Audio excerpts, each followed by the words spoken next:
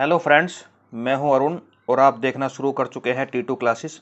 आज की वीडियो में हम बात करने वाले हैं भारत में कपास की खेती के बारे में। कपड़ा उद्योग के बारे में भी कुछ चर्चा करेंगे, लेकिन कपड़ा उद्योग के ऊपर हम अलग से एक दूसरी वीडियो बनाएंगे। तो चलिए वीडियो को शुरू करते हैं। भारत में कपास की खेती, जैसा आपको पता होगा, कपास एक खरीफ की फसल है। खरीफ की फसल जो होती हैं वो कौन कौन सी होती है मैं आपको पहले भी बता चुका हूँ, फिर से बताता हूँ। धान यानी चावल, मक्का, ज्वार, बाजरा, मूंग, गन्ना, सोयाबीन, उड़द, जूट और सन, ये सारी जो है खरीफ की फसलें होती हैं। जो कपास है वो 6 से 8 माह तक खेत में रहती है, 9 महीने तक भी इसकी खेती खेत में होती है। सूखा प्रतिरोधी फसल है, मतलब इसको शुष्क जलवायु में किया जा सकता है, अधिक पानी की आवश्यकता नहीं होती है। तापमान की बात करें तो 21 से 30 डिग्री सेंटीग्रेड यानी अधिक तापमान की आवश्यकता होती है। वर्षा 50 से 100 सेंटीमीटर, अधिक वर्षा की आवश्यकता नहीं होती है, क्योंकि ये सूखा प्रतिरोधी फसल है। अगर हम मिट्टी की बात करें तो ये काली कपासी मिट्टी के ऊपर हम अलग से वीडियो बनाएंगे, भारत की मिट्टियों के ऊपर। अभी आपको याद रखना है, मिट्टी की बात करें तो काली कपासी मिट्टी, जिसे हम रैगुर मिट्टी भी कहते हैं, रैगुर मिट्टी के अंदर इसकी खेती की जाती है। और रैगुर मिट्टी स्पेशली दक्कन के पठार वाले क्षेत्र में पाई जाती है।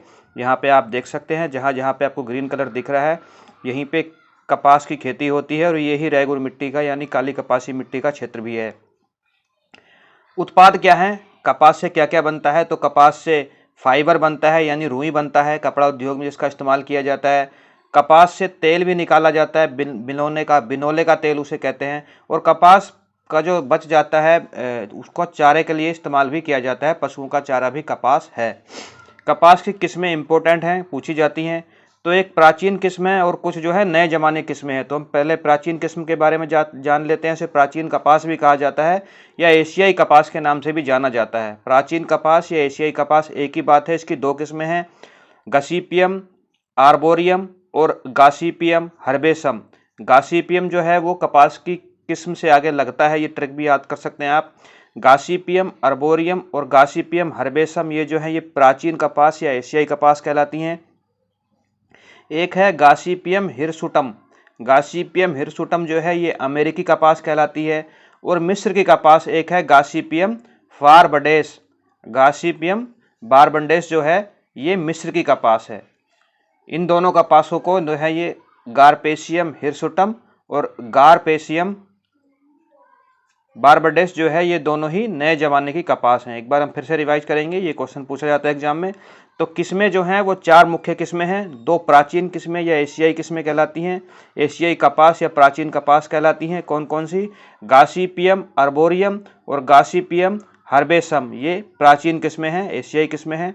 अमेरिकी कपास के नाम से जाना जाता है गासीपियम हिरसुटम को, और मिस्र के कपास के नाम से जाना जाता है गासीपियम बारबडेस को। ये दोनों ही नए जमाने की या नए विश्व की कपास कहलाती हैं। जो गासीपियम हिरसुटम है, इसी को जेनेटिकली मॉडिफाइड करके बीटी कपास का निर्माण किया गया है, जिसकी खेती आजकल की जाती है। उसके विषय में भी हम बात करेंगे, बीटी कपास क्या होता है।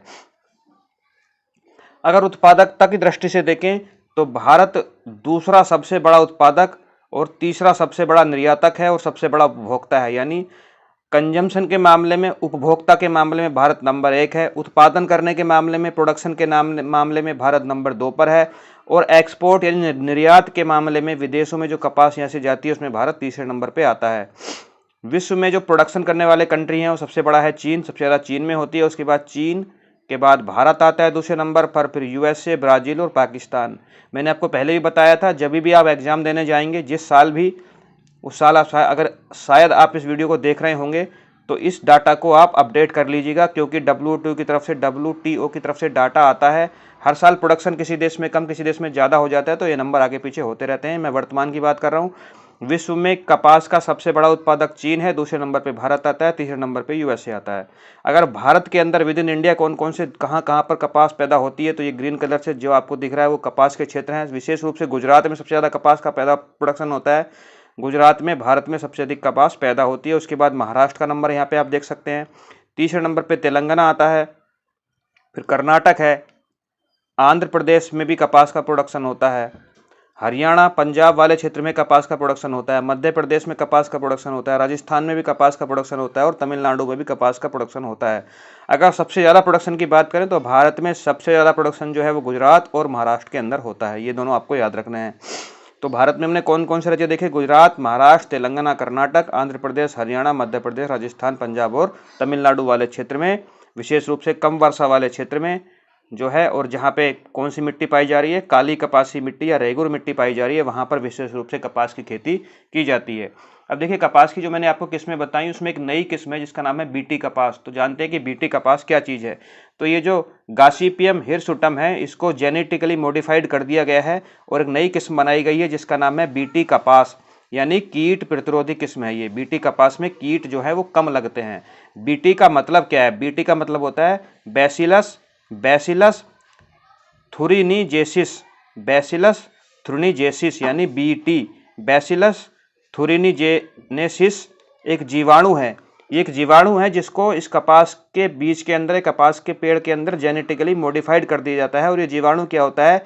जो प्रोटीन कीट होते हैं उनके लिए हानिकारक होता है। तो ये प्रोटीन कीट फिर पेड़ पर लगेंगे ही नहीं, मतलब पेड़ को नुकसान नहीं पहुंचाएंगे।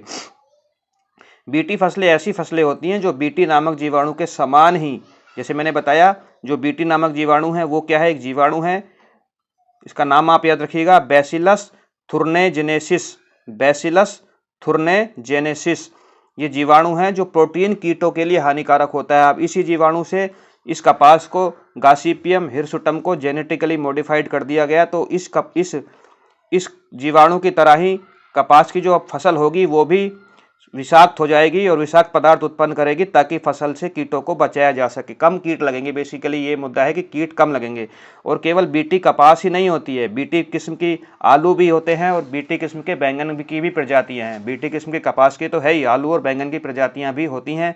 और बीटी किस्म की प्रजाति होने से फायदा क्या है कि उत्पादन में वृद्धि होती है, क्योंकि कीड़े कम लगते हैं। और क्योंकि जब कीड़े कम लग रहे हैं, पेड़ को कीट कम नुकसान पहुंचा रहे हैं, तो हमें कीटनाशक दवाइयों का इस्तेमाल भी नहीं करना पड़ेगा, तो लागत भी कम आती है। तो उत्पादन में वृद्धि और लागत में कमी, ये इसके दो बेनिफिट हैं बीटी कपास के। बीटी कपास से रिलेटेड क्वेश्चन एग्जाम में पूछा गया है, इंपॉर्टेंट है, आप याद रखेंगे। अब बात करते हैं हम, विश्व कपास दिवस मनाया जाता है 7 अक्टूबर को। 7 अक्टूबर को विश्व कपास दिवस मनाया जाता है और ये दिवस 2019 से ही मनाना शुरू हुआ है। जब दूसरा विश्व कपास दिवस मनाया जा रहा था 2020 में, 7 अक्टूबर 2020 को, तो भारतीय कपास के लिए ब्रांड और लोगो का उद्घाटन किया गया। ब्रांड और लोगो दिया गया भारतीय कपास को। किसी भी चीज को ब्रांड और लोगो देने का मतलब होता है उसका प्रचार प्रसार करना, लोगों के बीच अवेयरनेस लाना और अपने लिए नए बाजारों को ढूंढना।